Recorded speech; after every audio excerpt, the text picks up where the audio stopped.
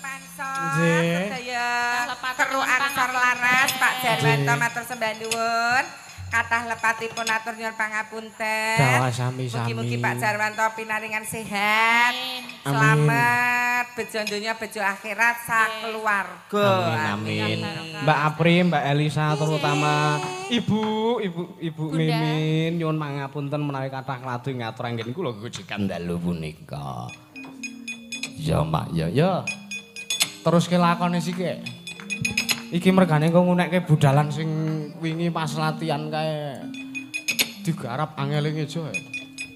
Mas mau komen meneh tugas anak-anak. Iya. Tugase matematika cara carane ya Mak ya. Heeh. Ya, kirim patekase kemudian dalang Mak ya. Khususane laruhi Kanjeng Sunan Kalijaga. Wa ilaruhi Kisena Nugraha wa ilaruhi Prabu dan dalang Saknuswantor Al-Fatihah.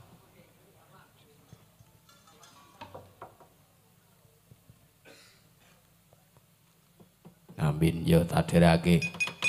Gantaning kang kembang gadong lawan kembang-kembang manor esmu kang harum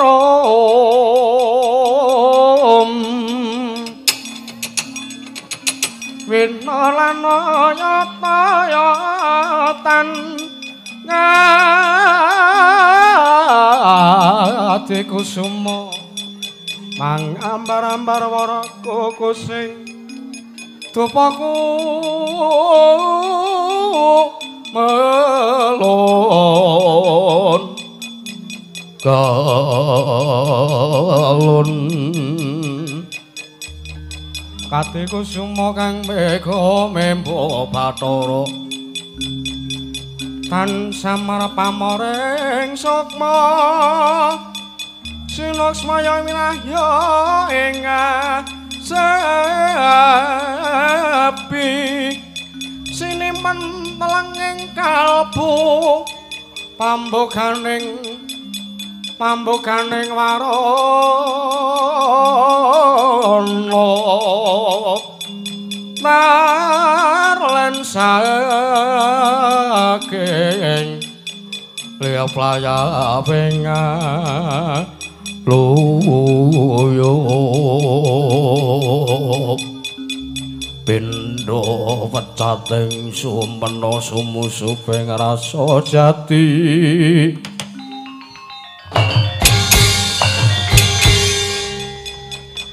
tan kawusing mancing wonten ing Wisanggan Sangaru kena ganjaku capok nalindring rancang pamot sang nata Prabu Panjergrahita ngawi sangyaning para wadya prajurit saking negari ngarancang pamot nalika semanten candrane nganti kaya ombak gegulungan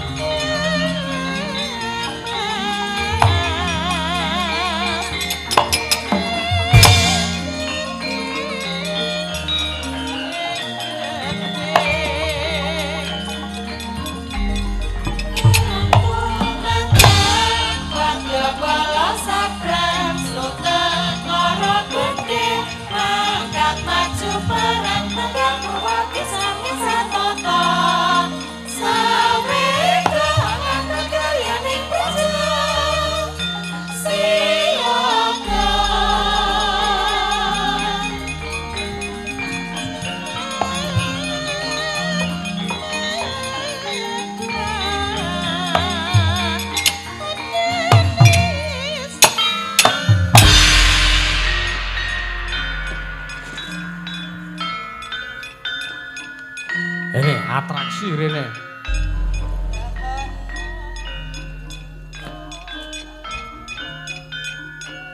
Oh. Oh. Ah ya oh. Oh, ah. Woi, ah ya. Oh oh oh. Wah. Put. Wah.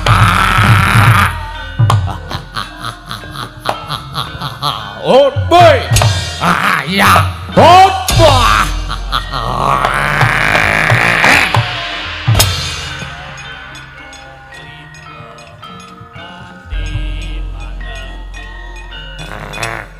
Hút hút wah ya wah hút wah ya ho weh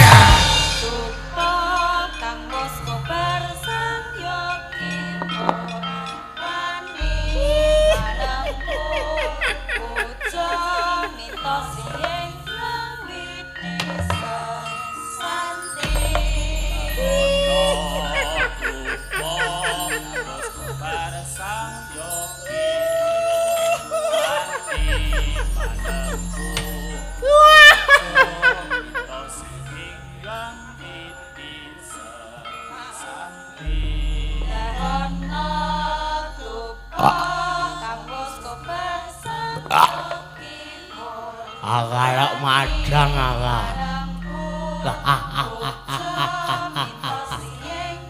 Ayah dah gadai. Panakawan Bagang Karapatra. Darangkat camplang kapakanjaran. Iwa.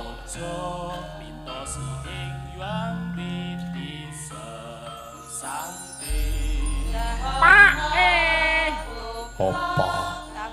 Delok wayang yo. Nyandi. Nang dukun. Bintang tamune sapa? Sing ditakoki kok udu dalange kok bintang tamune.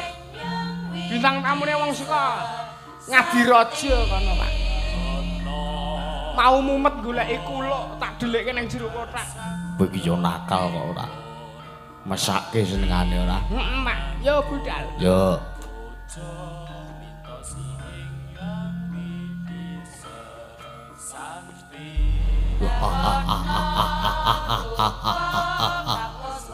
Wah. Macet gundule.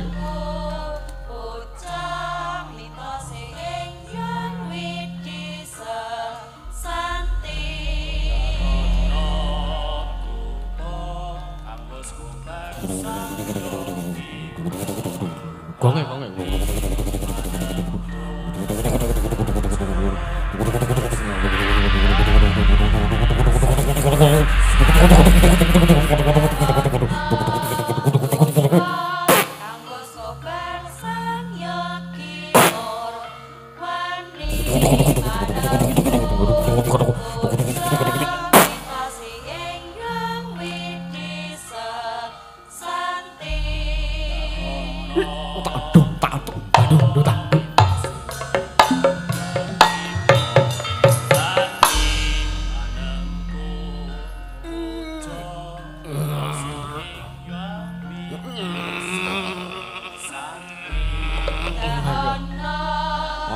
Sirahu abote koyo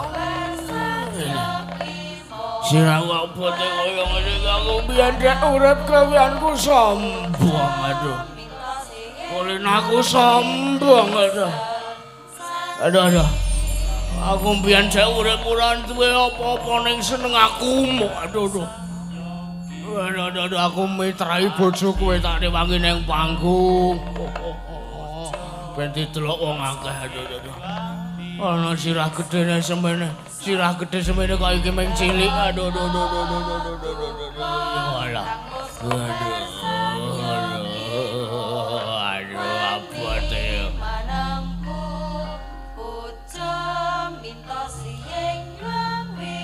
Wong kok diomong lho kok. Wong sirah itu lho apa gitu.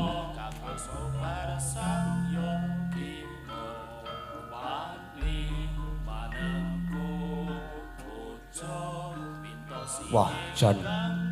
Aku nek gak udut sik nek arep budal ki rasane gak menak. Rumangsaku kok nyambut gawe ngopo-ngopo nek gak karo udut gak menak ya apa. Kak nyumet sik.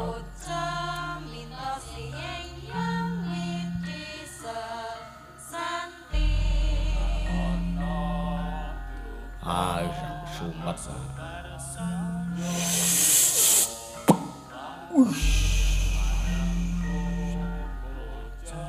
Kacar udutku. Kene ae lah.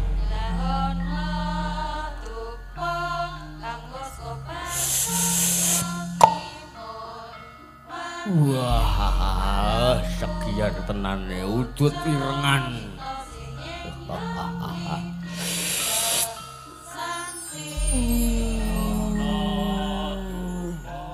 Rokok ajaib disedot liwat mripat iso metu. Wah, liwat kuping.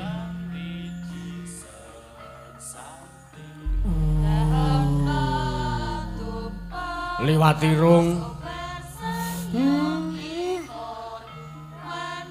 Wah, aduh. Liwat kene.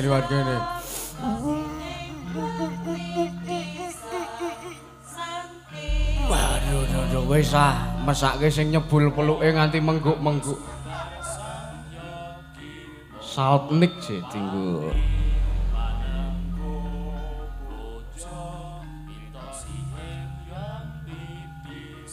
Sing anune dawa kan ngendi? Sokak banget ya.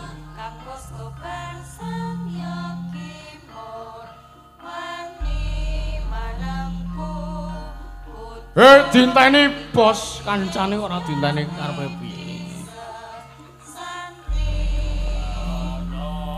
Aku sek bintang tamu tekan kok gara-gara je.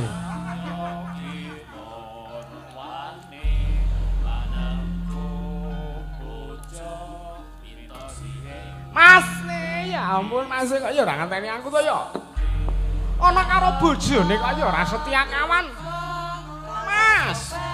Mas bali ya sike ya. Ya ampun, ya ampun. Gimana, Rik? Ana budal nyambut gawe kok sing wedok ora dinteni. Mau mlaku sak geleme dhewe, sak karepe dhewe. Dhisik terus wedi gorek. Sampeyan kok kepen sedemet wedok liya ya ampun, ya ampun. Mas arep nyambut gawe. Kowe aja ngregon-ngregoni.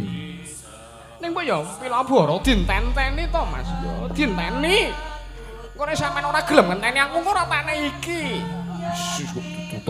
Tutup. Isi-isine. Kok nek Winarno pengen piye to? Gatuk-gatuk nyapus sampe wis ngene kok ya ora gelem ngenteni.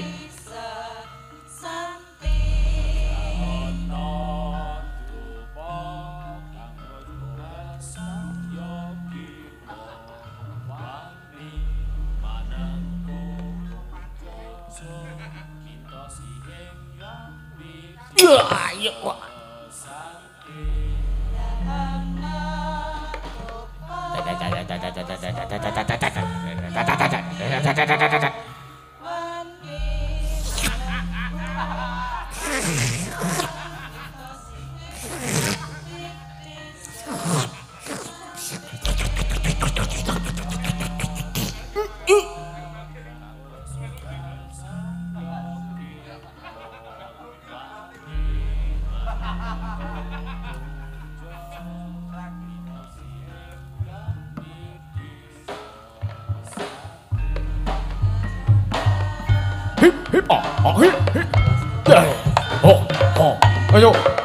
Ayo, padha budal ning Ngastina aja nganti ngamarta.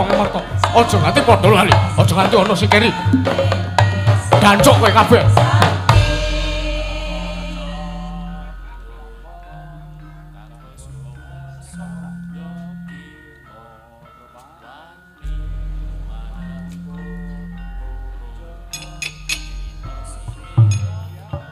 Cuangkang krus sumbar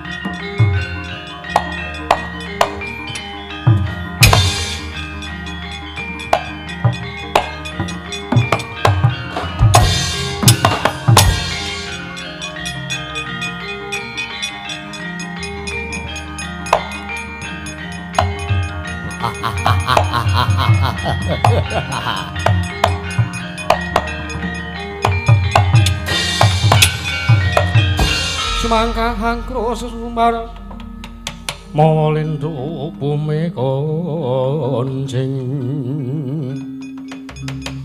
Malodha Kuntal Gatok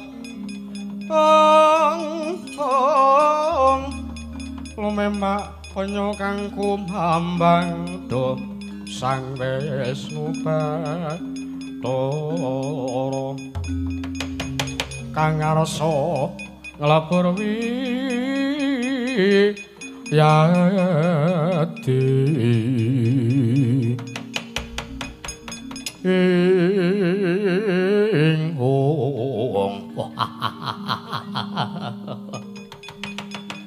wata tita bedebah keparat eneng alun-alun nek buah bocah cilik ngadeg nek aku ora lungguh ngisor ora imbang tetege karo awakku Den Dik sapa kowe ngaku kowe Dik kowe takon karo aku lho se awake cilik ning kok suarane gawedhi iki ya opo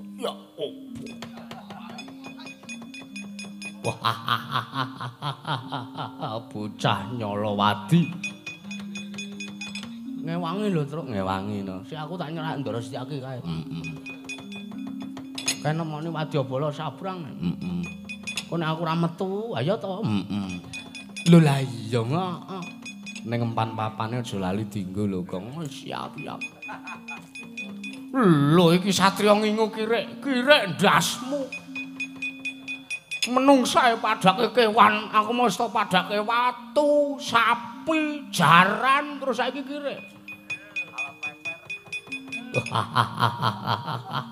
ora berduli karo sing matane ombo Den ngaku sapa jenengmu Den kowe takon karo aku aja luwih dhisik kowe ing wangsulan Martadyaki Marwangsulana sapa kang dadi aranmu ditakoni durung bloko malah genti takon lumrahe wong ketemu ning dalan takon genti tinakon yo takon karo aku gedhi bale Ratu Rancang Pamot walah mung gedhi bale kok ning gleleng nek gedhi bale mung sak jahe pol-polane ngono kok kemaki takon karo aku tumenggung Gapit Seketeng tumenggung Gapit Seketeng diasar keprayata sapa kowe Dik dak dik ngene-ngene kok anake telu lho Mas ngene-ngene kok anake telu wayange pirang-pirang kotak ning imane dheke saiki mung dadi panjake ning mburiku takon karo aku Senopati ning Darawati Satra Garba Ruci Raden Arya Setyaki. Oh. Kowe sing jenenge Setyaki. Layak to layak. Dedekmu ora sepiro kowe kantet ngayat kunting tangding. Bungkik kakik kowe ngadang ning ngarepane tumenggung Gapit Seketeng. Takon marang aku, ora takon karo kowe. Ya ben aku ngandani kowe kok. Soale kan wawasanmu sempit. Mula aku ngandani karo kowe ben ngerti wayang kaya ngene iki wayang apa. Takon karo aku Panakawan Bagong. Wah, ya iki sing tak goleki. Setyaki, ana parat. Menungso sing ning mburimu tekan kene. Nek wis tekan kene tak gecek ndasak culek mripate mergo wis wani karo Ratu Gustiku Sinuwun Prabu Panjergrahita. Arep ngrangket ponokan Petra karo Bagong kudu iso nglangkahi kuwandane Raden Setyaki. Yen to kowe durung iso nglangkahi kuwandaku Sengara kowe iso mula Sara Petruk lan Bagong Babarwawa. Lena pangir tebyak diadam ning marganing patimu ora minggat sing marang sampluk pecah ndasmu lah merang tatal Grajiawu. Ora minggat saka pengaruh tubruk gondangan mati dening aku kowe.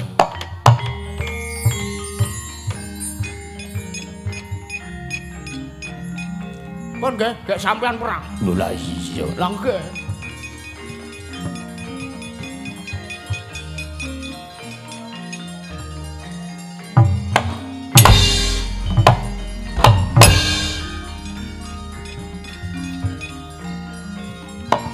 Awas.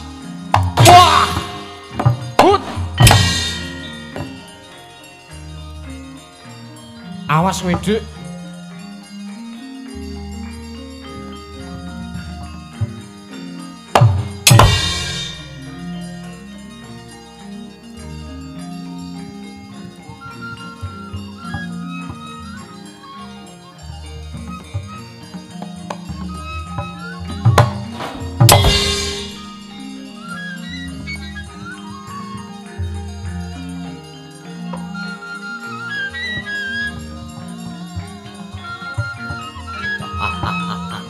Yo. Hut. Wah.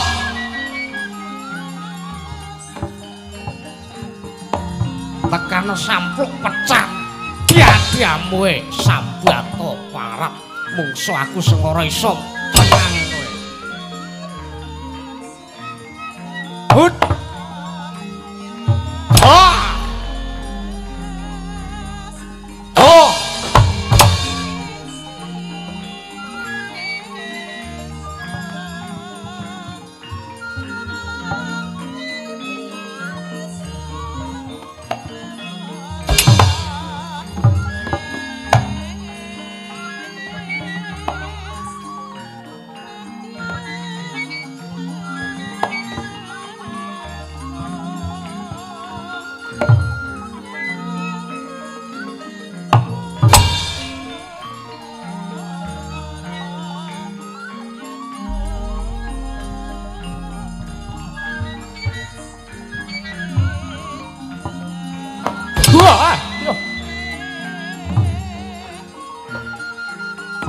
Oh, wayah mati aku. Wayah. Wah, waduh. Oh, candak mutiar. Lo, ayah. Hut, wayah. Lo. Wah. Wah. Oh, wayah mati aku. Wah. Oh, ayo, waduh, ayo. Wah, oh, waduh, wah, waduh.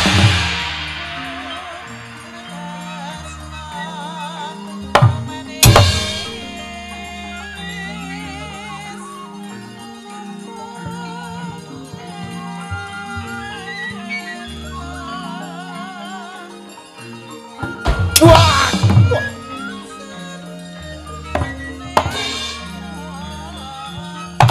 Oh.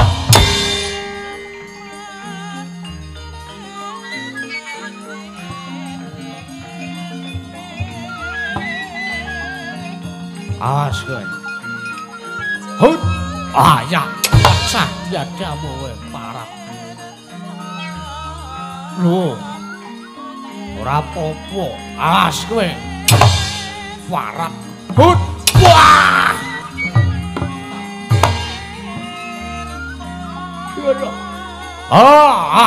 Wah. Hut. Wah. Oh iya. Oh. Hut. Oh. Hut. Wah. Wah.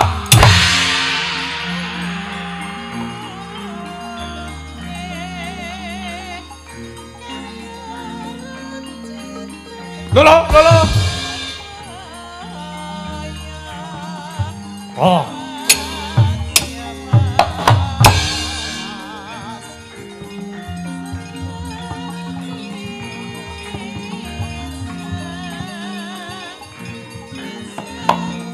Dulu.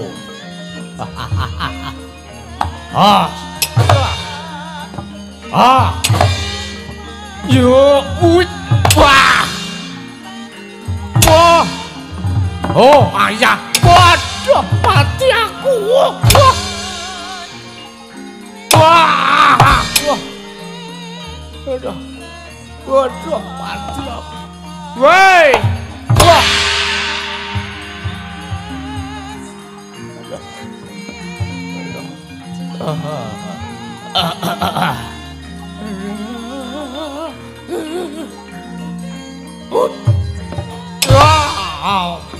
kowe. Oh. Hut. Edian. Wuh. Ha. Hot. Waduh, bahaya. Wah. Wah. Wah. Oh. Woi. Wah, wih. Wah. Wah. Ayau. Woi.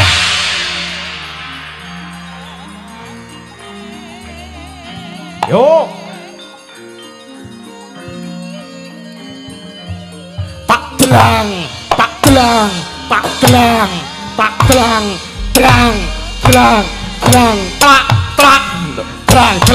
Whoa.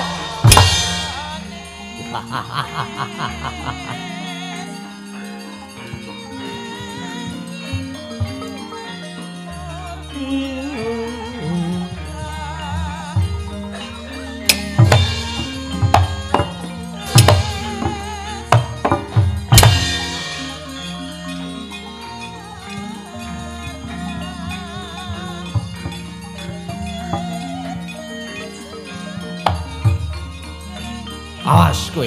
Iya. Wit ya. Wah. Ya. Wit. Wah. Seminggat.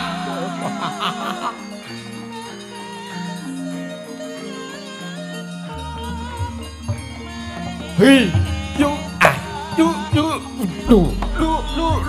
lu lah. Hei. Wah. Iya. Yo. Ya.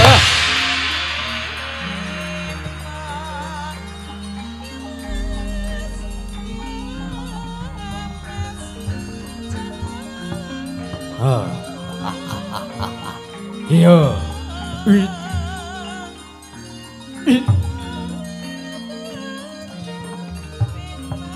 Cahok lunyu kaya welut kae.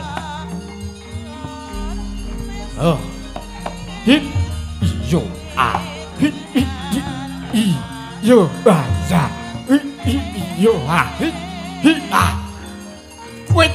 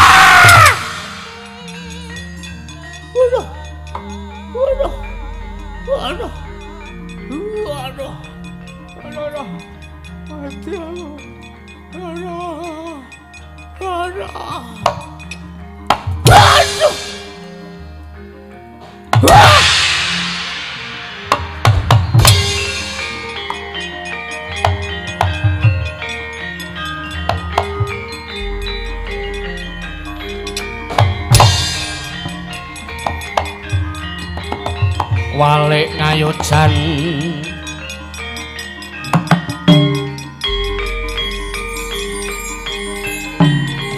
Hei amuk Surawarta semana tembang yen padha-padha ndi wong-wong Amarta aku arep ngrangket Petruk karo Bakong ora sandadak ngetoni prajurit ora sandadak ngetoni senopati mungsu aku kowe ora bakal iso menang ayo wah ya yo ya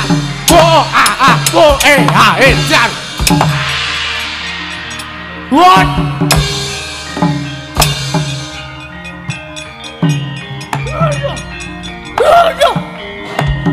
sopo mabur marah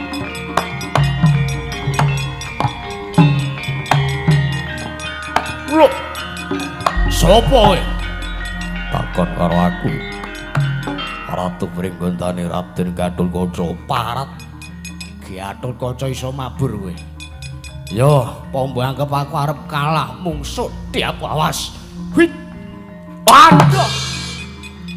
Wit. Yo, wit. Oh, ayah. Yo, wit.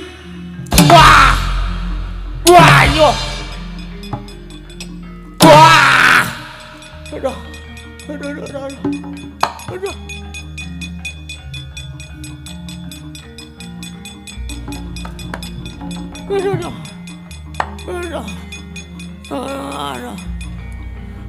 Sambat kowe. Ya, medun kowe ya. Ya kowe. Ya le, titeni le. Titen ana kowe. Aduh. Biar kowe. Jit. Waduh. Aduh.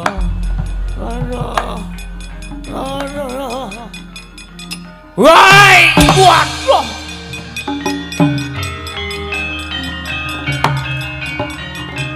Wah.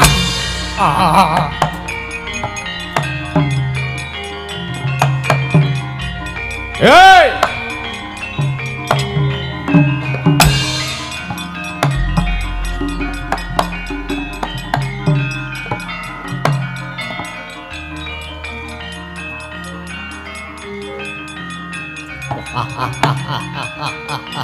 Gatotkaca parat awas. Wah ya, bodoh. Wah. Woi. Wah. Oh ayah. Wah. Bodoh. Wah. Mati aku. Oh ayah. Oh ayah. Oh ayah. Oh yo. Wah. Woi. Wah. Wah.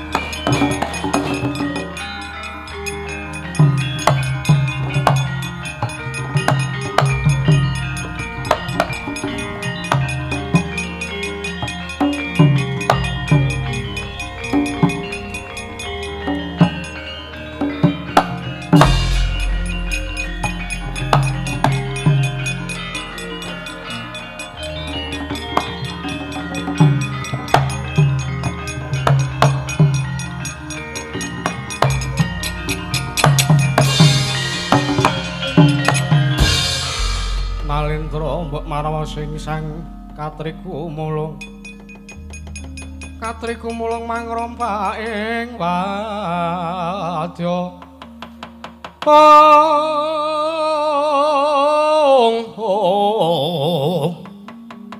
Purda kura reka kiri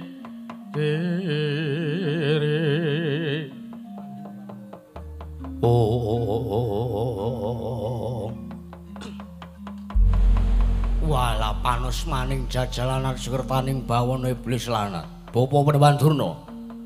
Ana dawuhmu apa nggih anak Prabu Panjergrahita? Sajak kaya wong kebingungan. Semune sira anggere Prabu Panjergrahita kaya wong keweden. Ana apa? Nuwun mangke Bapak Remban. Kula kinten paduka Bapak Remban Durna piyambak ugi saged nyumurupi madaning pabaratan wonten ing alun-alun negari Ngamarta bledug mangampak-ampak. Mertandhaken bilih wadyabala saking negari Ngarancang Pamot sakmangke sampun tanding yudha lan wadyabala saking negari Ngamarta. Nggih. Banjur keparange anak Prabu kepiye? Nanging mboten wonten setunggal kemawon wadyabala saking negari Ngarancang Pamot ingkang saged keduga ngrangket Ponokan Petruk kaliyan Bagong. Nuwun sewu, Nger, nuwun sewu.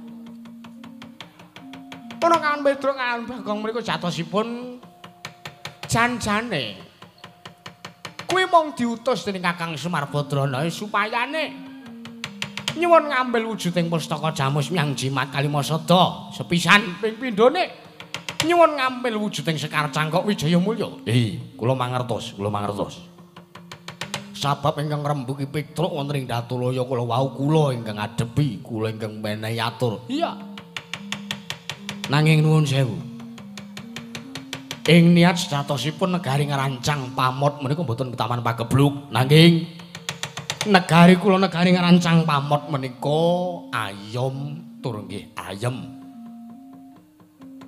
Tentrem tur nggih jenjem.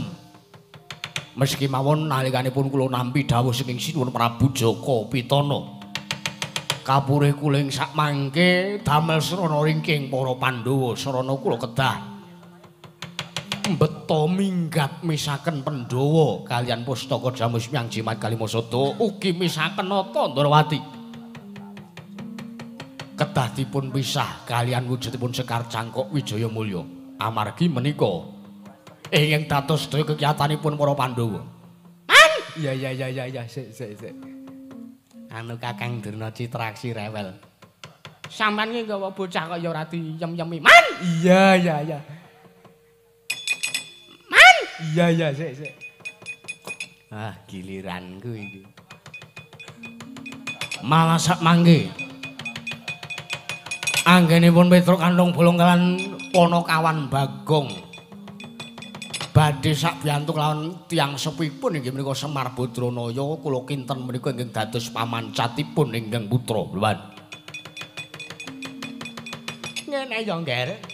Oh. Nyektine ingkang dadi srana Pandhawa duweni kekuatan kuwi sepisan.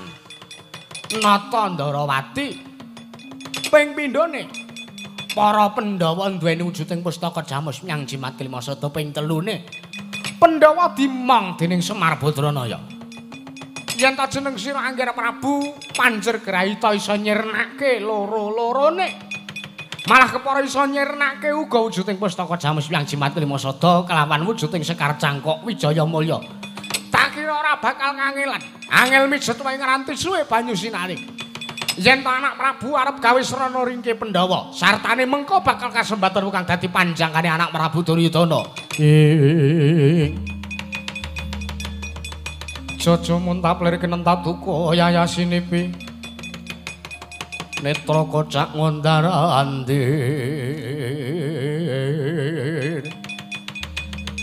Om.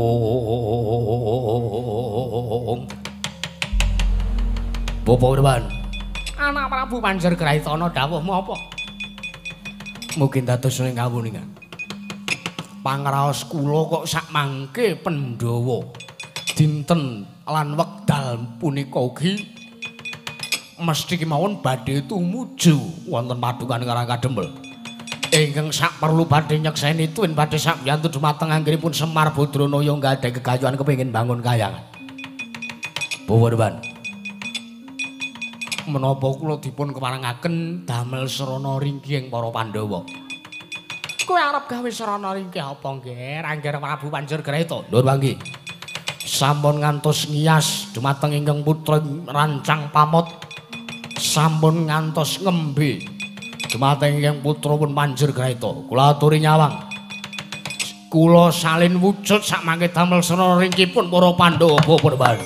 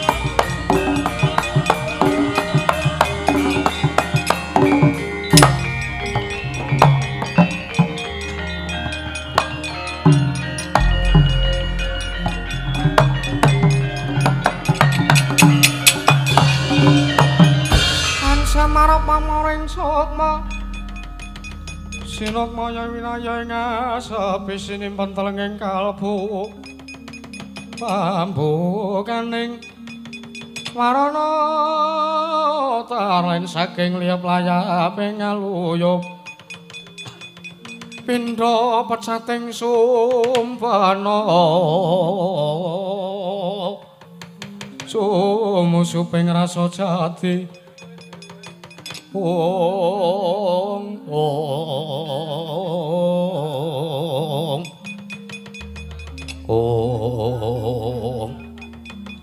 yen panjenenganing sun wis salin wujud kaya manggini ndak kira para Pandhawa bakal wedi yen to mbalak sartane ora manut apa kang dadi dawuhing Sun Bapa Penemban Durna.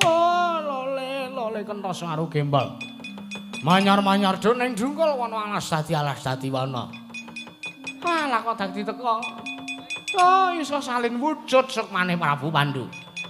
Ya mung sing setiti ngati-ati ngger duga-duga digawa. Merga ngene Pandhawa kuwi panggonane wong-wong ingkang lantip. Wong-wong ingkang tanggaping sasmita lantip ing panggraita. Yen temengko anak Prabu Panjer Graita ora ngati-ati tenan, sengara iso kelakon murungake Semar Putra nggone bangun kayangan. Sartane sengara iso kelakon nggonmu duweni gegayuhan. Ya nampa sartane ngleksanani dawuh Angger Prabu Jaka Pitana. Bapa Penemban sampun waskuwatos. Menawi kula sampun majeng, kula sampun temandang karya. Sak mangke kula ingkang aben ajeng kaliyan pun para Pandhawa kula badhe mirangaken Semar. Kula badhe matur, kula badhe ndamel cariyos ingkang saknyatanipun boten wonten kasunyatanipun. Kula badhe ngoman-oman Semar wonten ngajenganipun Nata Ndrawati Mrapadiri para Pandhawa sak mangke ugi kula badhe budal Bapa Penemban. Ngati-ati nger, ngati-ati anak Prabu.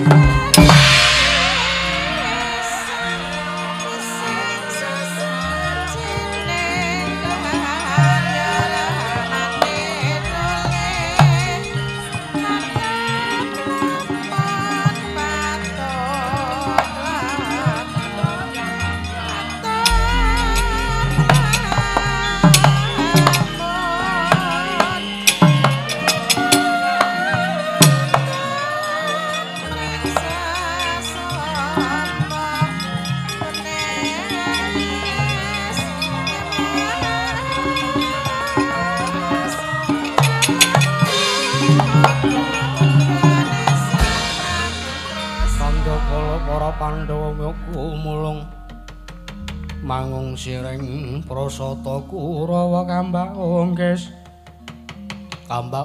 rokatete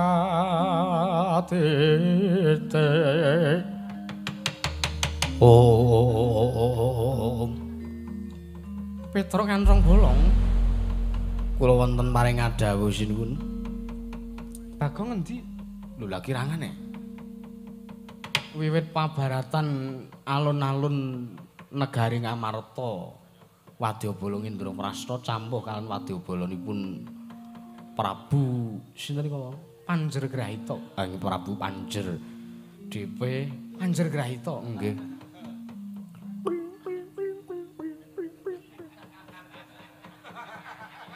Bleduk mangampak-ampak sampun sirna iya Petruk nggih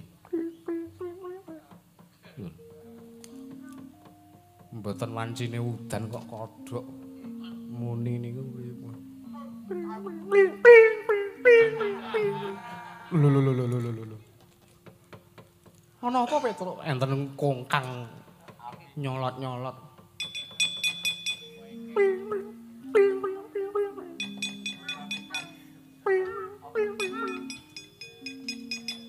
malah mlayu-mlayu wah jebul dolanane Bagong Petruk wonten dawuh. Bagonge dikanthi dos pundi? Merga wektu dina iki Yayi Prabu Puntadewa sak kadang Pandhawa 5 jangkep cacahe. Bakal nyengkuyung lumadir Kakang Semar nggone mimiti bangun kayangan. Lah nek ngaten iki bakal kelakon panjangane Bapak Semar. Iya Petruk. Wah. Terus wujuding pustaka Jamus Myang Jimati Lima Soto mengke dos pundi? Ya bakal dikanthi dening para Pandhawa. Yen ta wujuding Sekar Cangkok Wijaya Mulya ndak kira panjenenganing sono bakal kok nggawa wujuding Sekar Cangkok Wijaya Kusuma Petruk.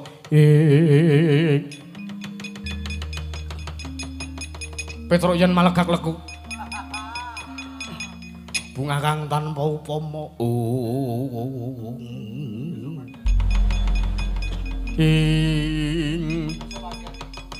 Umbyak ing samudra tumekeng wentis alon gulung-gulungan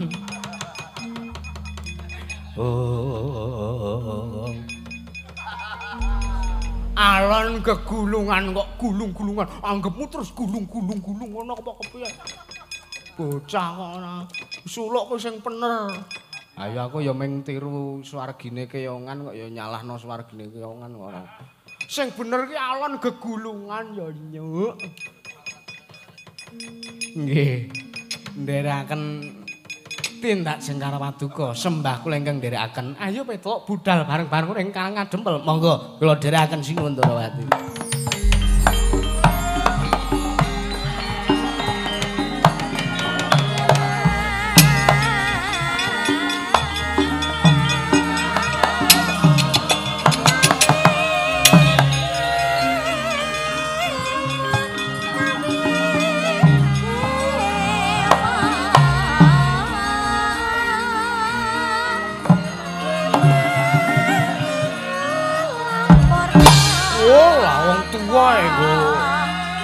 Surungan